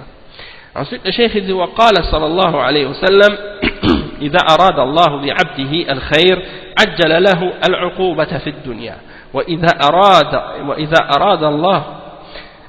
أراد الله بعبده الشر أمسك عنه بذنبه حتى يوافي به يوم القيامة.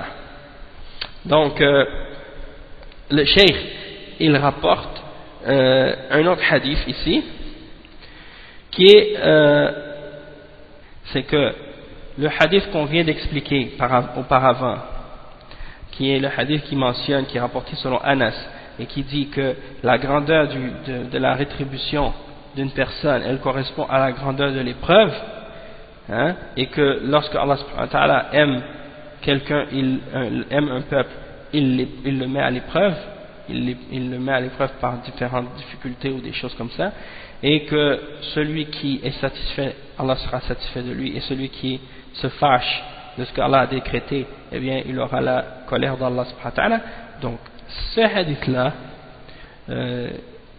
il est sahih li shawahidihi, ok, et il est rapporté comme on l'a dit selon At-Tirmidhi et Ibn Majah et Al-Baghawi et Ibn Adi, donc tout ce qu'on a mentionné plus tôt. Et si vous voulez retourner à ce hadith pour vérifier par rapport à ce que Cheikh Al-Albani a dit à ce sujet-là, vous pouvez retourner au hadith numéro 146. Donc ça c'est pour ce hadith. Maintenant, le hadith qu'on lit maintenant, c'est le hadith qui a été inversé en fait dans les autres, dans cette version de Kitab al-Tawhid, il est mentionné dans les autres avant celui qu'on a lu tout à l'heure. Donc qu'est-ce qu'il dit? Il dit qala صلى الله عليه وسلم إذا أراد الله بعبده الخير عجل له العقوبة في الدنيا وإذا أراد الله بعبده الشر أمسك عنه بذنبه حتى يوافي به يوم القيامة. C'est-à-dire que le prophète sallallahu alayhi wa sallam il dit si Allah subhanahu wa ta'ala veut du bien pour son serviteur, il lui accélère ou il lui précipite son châtiment dans la dunya. Donc il va être puni dans cette dunya avant l'au-delà. Hein? Tandis que celui pour qui Allah subhanahu wa ta'ala a voulu du mal, le serviteur pour lequel Allah subhanahu wa ta'ala a voulu du mal, il lui retient ce châtiment-là pour ses péchés, pour qu'il soit puni pour ces péchés-là au jour de la résurrection. Donc, maintenant, ce hadith, il est lui aussi sahih li shawahidihi. Et il est rapporté par Tirmidhi et Abu Ya'la et Al-Baghawi et Ibn Adi dans Al-Kamil et Al-Hakim et Al-Bayhaqi et d'autres également. Et celui-là, c'est lui dont on parlait tout à l'heure, en fait, c'est lui qui est rapporté dans Silsilat al-Ahadith al-Sahiha, le hadith 1220, le numéro 1220 de Sheikh al-Albani. Donc, j'avais inversé parce que le hadith était inversé dans les autres versions de Kitab al-Tawhid. Donc ça c'est juste pour clarifier ça. Et l'explication maintenant par rapport à ce hadith, le Cheikh dit هذا الحديث والذي قبله رواهما الترمذي بسند واحد وصحابي واحد ولذلك جعلهما المؤلف كالحديث الواحد. Donc le Cheikh dit que ce hadith et le hadith qui a précédé, tous les deux ils sont rapportés par At-Tirmidhi et ils ont la même chaîne de transmission. Ils sont rapportés par le même sahabi, par Anas, hein? Et l'auteur donc il les a rapportés comme si c'était un seul hadith, comme si c'était un seul même hadith. C'est pour ça qu'on voit que dans certaines versions un est mentionné en avant de l'autre. Donc dans certaines versions il est inversé, mais les deux hadiths sont mentionnés, c'est le même. Ensuite il dit عجل له إذا أراد الله بعبده الخير عجل له العقوبة في الدنيا. Qu'est-ce que ça signifie? أي ينزل به المصائب لما صدر منه من الذنوب فيخرج منها وليس عليه ذنب. Donc il dit, celui pour qui Allah subhanahu wa ta'ala a voulu du bien parmi ses serviteurs, il lui précipite son châtiment dans la dunya, c'est-à-dire qu'il fait tomber sur lui différents malheurs, différentes difficultés à cause de ce qu'il a commis comme péché. Et donc il sort de cette vie d'ici-bas et il n'a plus aucun péché sur lui à cause de ça. Il a été lavé et nettoyé de ses péchés, il a été expié de ses péchés à cause de ces épreuves-là. Tandis que celui pour qui Allah subhanahu wa ta'ala n'a pas voulu du bien parmi ses serviteurs, il lui retient ce péché-là, hein? Il lui retient le châtiment de ses péchés. C'est-à-dire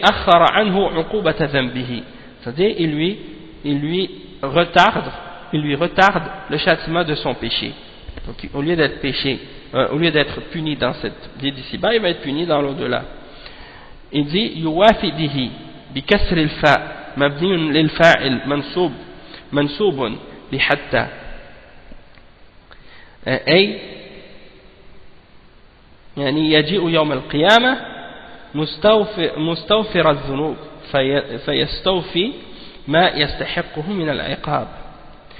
Donc يعني يوافي به, c'est-à-dire que il va venir au jour de la résurrection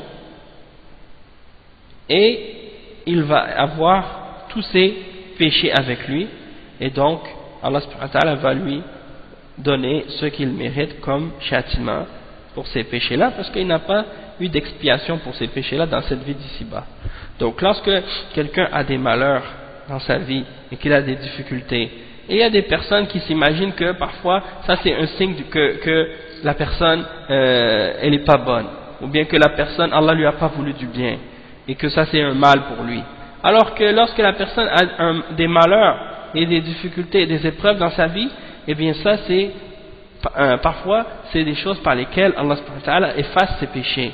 Et quand la personne va arriver devant Allah au jour de la résurrection, elle n'aura plus de péché puisque toutes les difficultés qu'il a subies, tous les malheurs qu'il a subis, toutes les maladies et les difficultés, ça a été des purifications pour lui. Hein? C'est pour ça que quand quelqu'un il est malade, souvent on dit tahour, hein? Tahour inshallah. Pourquoi? Parce que ça purifie la personne. Cette maladie la purifie lorsqu'elle fait preuve de patience et d'endurance.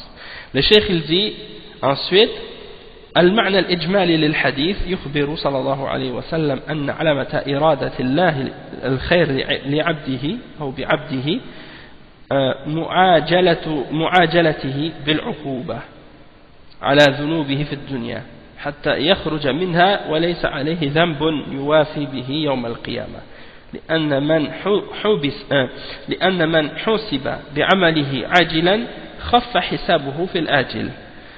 ومن علامة إرادة الشر بالعبد أن لا يجازى بذنوبه في الدنيا حتى يجيء يوم القيامة مستغفر الذنوب وافيها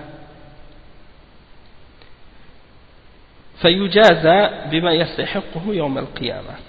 Donc le cheikh explique le sens général de ce hadith.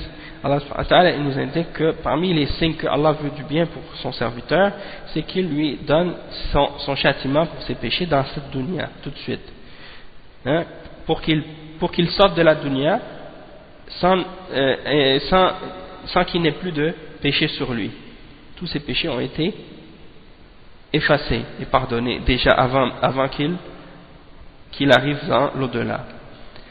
Hein, donc il n'aura plus de péché il n'aura plus de péché qu'il devra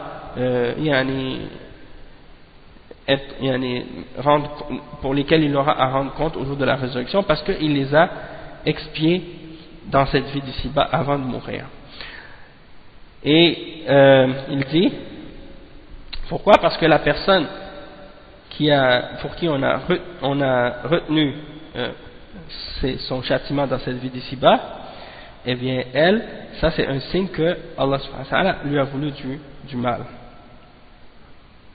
Donc toute personne par exemple qui a été déjà pris pour compte et qu'il a reçu le châtiment pour son péché dans cette vie d'ici-bas, ça va faire diminuer son châtiment dans l'au-delà. Et comme on disait, le signe du fait que quelqu'un, Allah veut du mal pour lui, c'est que il ne lui donne pas la rétribution et le châtiment pour ses péchés dans cette vie d'ici-bas. Comme ça, il arrive au jour de la résurrection et il a tous ses péchés avec lui, et donc il sera rétribué et il va recevoir le châtiment qu'il mérite pour ces péchés-là au jour de la résurrection. Donc c'est pas un bien en fait. Lorsque quelqu'un, il y en a des fois qui dit ah moi je suis jamais malade, moi j'ai jamais d'épreuve, moi tout va bien dans ma vie. Et il pense que ça c'est un signe que Allah l'aime et qu'Allah lui veut du bien ou qu'il est béni ou des choses comme ça, alors que non. Des fois ça c'est justement au contraire, c'est pour qu'il ait un châtiment pour ses péchés dans l'au-delà. Hein? Et Allah subhanahu wa ta'ala il mentionne ça surtout souvent par rapport aux kuffars, aux mushrikin. Allah subhanahu wa ta'ala il dit وَلَا تُعْجِبُكَ أَمْوَالُهُمْ وَلَا أَوْلَادُهُم إِنَّمَا يُرِيدُ اللَّهُ لِيُعَذِّبَهُم بِهَا وَتَزْهَقَ أَنفُسَهُم وَهُمْ كَافِرُونَ. C'est-à-dire, ne te laisse pas éblouir par la quantité de leurs biens, ni par le nombre de leurs enfants.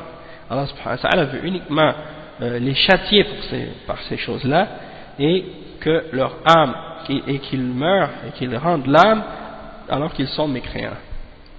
Donc ça c'est parfois ça fait partie justement du stratagème d'Allah subhanahu wa ta'ala, comment il se venge contre les pécheurs et contre les gens qui rejettent la foi, il les punit de cette manière-là, d'une manière qu'ils ne s'en attendent même pas. C'est ça le makr, c'est ça le stratagème. C'est qu'il fait que le châtiment tombe sur quelqu'un d'une manière subtile et dont elle s'en attendait même pas. Et il réalise même pas parfois qu'il a été puni. Donc il dit ensuite le cheikh ومناسبة الحديث للباب أن فيه الحث على الصبر على المصائب والرضا بالقدر لأن ذلك في مصالح العبد. Donc le cheikh il dit que l'occasion pour laquelle on mentionne ce hadith dans ce chapitre, c'est parce qu'il y a dedans une incitation à faire preuve de patience et d'endurance face aux malheurs et aux difficultés, et il y a également quelque chose qui nous incite à être satisfait de ce que Allah subhanahu wa ta'ala nous a prédestiné comme difficulté et comme malheur. لأن ذلك في صالح العبد, parce que ça c'est dans l'intérêt du croyant et du serviteur d'Allah, c'est pour son bien. وما يستفاد من الحديث, qu'est-ce qu'on peut tirer de ce hadith comme point bénéfique. أولا علامة إرادة الله الخير بعبده معاجلته بالعقوبة على ذنوبه في الدنيا. Donc, premièrement, le signe que Allah subhanahu wa ta'ala a voulu du bien pour son serviteur, c'est qu'il lui précipite son châtiment pour ses péchés dans cette vie d'ici-bas. Deuxième point, ثانيا علامة إرادة الشر بالعبد أن لا يجازى بذنبه حتى يوافى به يوم القيامة أو حتى يوافي به يوم القيامة. Le cheikh il dit un des signes que Allah subhanahu wa ta'ala veut du mal pour son serviteur, c'est qu'il ne lui donne pas la rétribution pour son péché dans cette vie d'ici-bas, pour qu'il rencontre Allah subhanahu wa ta'ala au jour de la résurrection avec tous ses péchés et qu'il soit tenu pour compte et puni pour ces péchés-là. Et le châtiment de l'au-delà, il est plus grave, plus dur que le châtiment de cette dunya. Donc, Allah subhanahu wa ta'ala mentionne toujours ça. وَلَا عَذَابُ الْآخِرَةِ أَكْبَرُ لَوْ كَانُوا يَعْلَمُونَ. Et le châtiment de l'au-delà, il est plus grand si seulement ils savaient. Donc, c'est mieux de recevoir notre châtiment dans cette vie d'ici-bas que de le recevoir dans l'au-delà. Ensuite, le cheikh il mentionne comme point numéro 3 الخوف من الصحة الدائمة وأن تكون علامة شر. Comme point numéro 3, il faut avoir peur de toujours être en bonne santé, parce que c'est un mauvais signe. Donc il faut avoir peur d'être toujours en bonne santé, parce que ça c'est un mauvais signe, c'est un signe qu'Allah ne te veut pas du bien. Et il y a même des hadiths qui mentionnent qu'une fois on avait offert une femme au prophète sallallahu alayhi wa sallam, et quand la personne a offert cette femme au prophète sallallahu alayhi wa sallam, il a dit ça c'est ma fille, elle n'est jamais malade. Et le prophète sallallahu alayhi wa sallam a dit alors il n'y a rien de bon en elle, il n'y a pas de bien en elle. Alors il n'a pas voulu l'épouser à cause de ça. Ça c'est un exemple dans le hadith. Et il y a l'imam Ibn al-Jawzi qui a expliqué donc plusieurs hadiths à ce sujet là et qui a clarifié la signification de ces hadiths là, et mashallah ça nous aide à comprendre vraiment bien le bien qu'il y a dans le fait que Allah subhanahu wa ta'ala nous mette à l'épreuve et nous fasse subir des malheurs et des difficultés et des maladies. Tout ça c'est des choses par lesquelles Allah subhanahu wa ta'ala nous enlève des péchés. Donc si on est épargné des épreuves, alhamdulillah, on ne doit pas demander à Allah subhanahu wa ta'ala de nous donner des épreuves, parce que ça c'est pas permis. Peut-être qu'on va être éprouvé puis on aura de la difficulté à l'accepter ou à passer à travers. Donc il ne faut pas le demander, l'épreuve. Mais lorsque l'épreuve vient et qu'Allah nous éprouve, eh bien là il faut demander l'aide d'Allah et il faut faire preuve d'endurance et de patience. Ensuite le cheikh il mentionne comme point numéro 4 التنبيه على حسن الظن بالله ورجائه فيما يقضيه الله عليه من المكروه. Donc quatrièmement, le fait que on doit faire attention d'avoir une bonne pensée d'Allah subhanahu wa ta'ala et de garder toujours l'espoir en Allah subhanahu wa ta'ala, c'est-à-dire de penser du bien d'Allah et d'avoir une bonne espoir en Allah subhanahu wa ta'ala pour ce qu'il a décrété pour nous de choses qui nous arrivent, même si ce sont des choses qui nous déplaisent. Et le point numéro 5, أن الإنسان قد يكره الشيء وهو خير له وقد يحب الشيء وهو شر له. Donc Cheikh il mentionne que l'être humain c'est possible que quelque chose lui déplaise alors que c'est quelque chose de bien pour lui, et il est possible qu'il aime quelque chose alors que c'est quelque chose qui est mauvais pour lui. Et il mentionne ensuite comme point numéro 6, le dernier point, al-hathu ala sabri ala al-masa'ib. Le fait que il y a dans ce hadith une incitation à faire preuve d'endurance face aux différents malheurs qui nous atteignent. Donc ça aussi c'est une des choses qui sont indiquées par ce hadith, qui est un hadith très important, qui nous explique donc cet aspect de la foi et c'est une chose qui a rapport avec notre aqidah et notre tawhid et qui est directement reliée à la foi. Donc on va s'arrêter ici pour aujourd'hui, Inch'Allah, et on continuera Inch'Allah samedi prochain, dimanche prochain, avec le chapitre suivant au sujet de Ar-Riya, c'est-à-dire l'ostentation, le fait de faire des actes par ostentation, et que ça c'est quelque chose qui vient en contradiction avec le tawhid, c'est une forme de shirk mineur. Donc on parlera de ça au prochain cours, Inch'Allah. Donc on va s'arrêter ici. Subhanakallahumma bihamdika ashhadu an la ilaha illa ant astaghfiruka wa atubu ilayk. Barakallahu fikum wa jazakumullahu khairan. Wassalamu alaykum wa rahmatullahi wa barakatuh.